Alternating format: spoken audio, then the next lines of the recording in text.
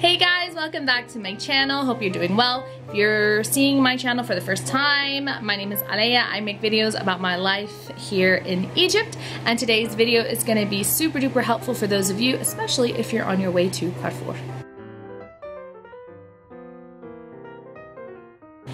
Alright, so what are we talking about today? 10 items that you'll not be able to live without while you are in Egypt. I'm going to go through these one by one, giving a brief example or explanation, and then move on quickly. Now, I compiled this list with the help of a lot of my foreign friends. I put up a post on one of my social media accounts asking if for those who live here in Egypt, you know, what are items that you feel like you can't live without here in Egypt, and these are the top 10 that were mentioned. Also, a lot of it comes from my own experience as well. Alright, so let's get into it. Number one, you're going to need to buy drying racks for your clothes. You can buy dryers here, but they are very expensive, and also they give kind of a burnt smell at the end of it when you get that washer slash dryer combo, and it uses a lot of electricity. So I would suggest, especially if you have a balcony, buying lots of racks to wash your clothes. And if you put them outside in the sun, especially in the summertime, they'll be dry in like 20 minutes. Number two is house slippers. Now this one I never understood growing up. My Egyptian dad always just insisted with us wearing, where are your shib-shib? Your shib-shib means like slippers. Where are your shib-shib? Where are they? Where? Because here in Egypt you have to wear them because of all the dust. The floor tends to get dirty even if you mop it very, very quickly. So by the end of the day, if you've not been walking around with shoes, the bottoms of your feet are just black from all of the dust and dirt. So definitely wear house slippers or have a pair of house slippers, especially for, you know, going to the bathroom and the kitchen. Alright, the next thing, and this is not one that I personally put on the list, this is from my friends, and this is cumin. They felt like every dish that they prepare, especially the Egyptian ones, not everyone, but a lot of them, has cumin inside. And I do notice that my husband really loves cumin, and he likes to put it on everything. So I would say have cumin inside of your house. Number four is going to be either have a lot of bug slash mosquito spray or have screens installed in every single door and window of your house, okay? Especially if you live in the New Cairo area, you'll notice at night particularly there's lots of mosquitoes, and when you first get here in the first few months before your body is kind of adjusted to everything, you'll notice that if you get a mosquito bite, it's like this big. They're massive, they're huge. They really do swell up. What I used to do, this was before I got married, and I used to come and spend summers here with family. I would shut up like the windows and stuff, spray a bunch of mosquito spray, like so much that you can't stay in the room, and shut the door about an hour before I went to bed. That way I killed any mosquitoes that were in the room, because if I didn't, I would wake up with massive sized mosquito bites on my arms, on my legs, on my neck, my face. It would be horrible.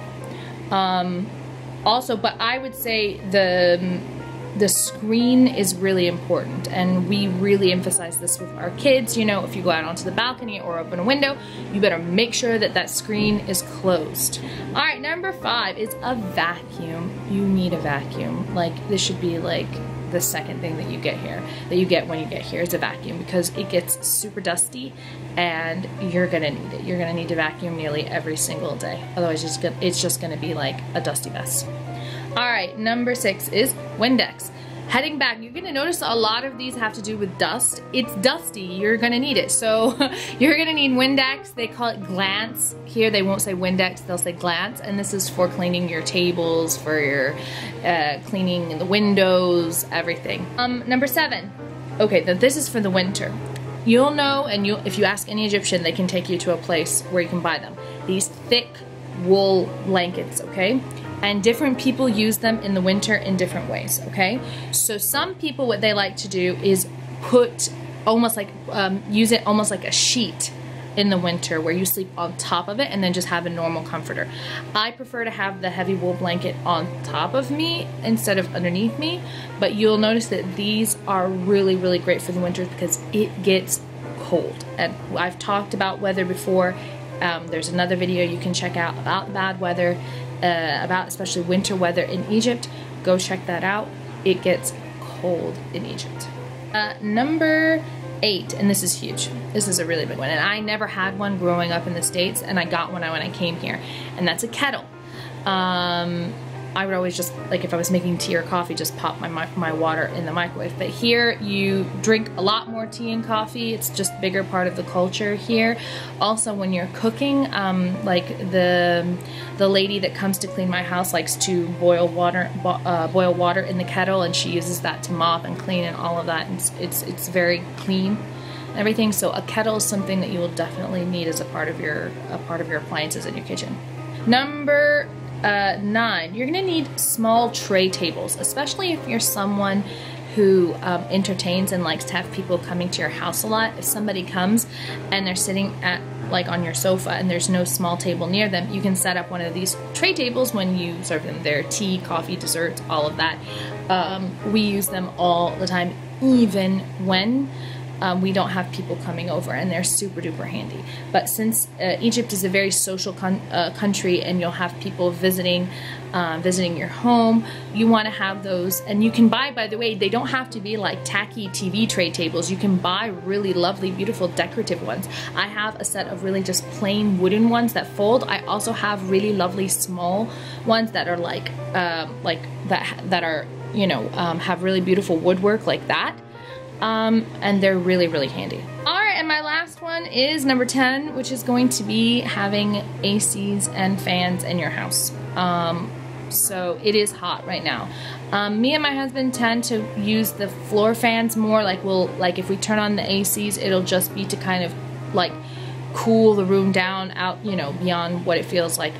Like if it's feeling like an oven, like we just can't take it and I'm just sweating profusely, okay, then I will turn on, I'll turn on the AC for a bit and kind of just cool the room down, and then turn the fan on, because it does use quite a bit of AC, or I'm sorry, obviously the AC uses a bit of AC, duh. It uses a bit of electricity, so, you know, if you are trying to watch what you're spending, it's better to have a floor fan because it doesn't use that much electricity.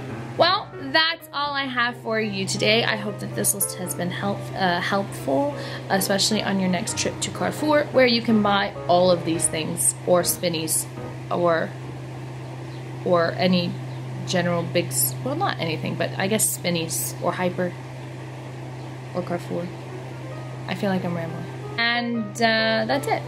So I hope that this is helpful for you guys. I hope that you check out my channel for my other videos, and look out for the next videos that are hopefully coming up within the next week or so.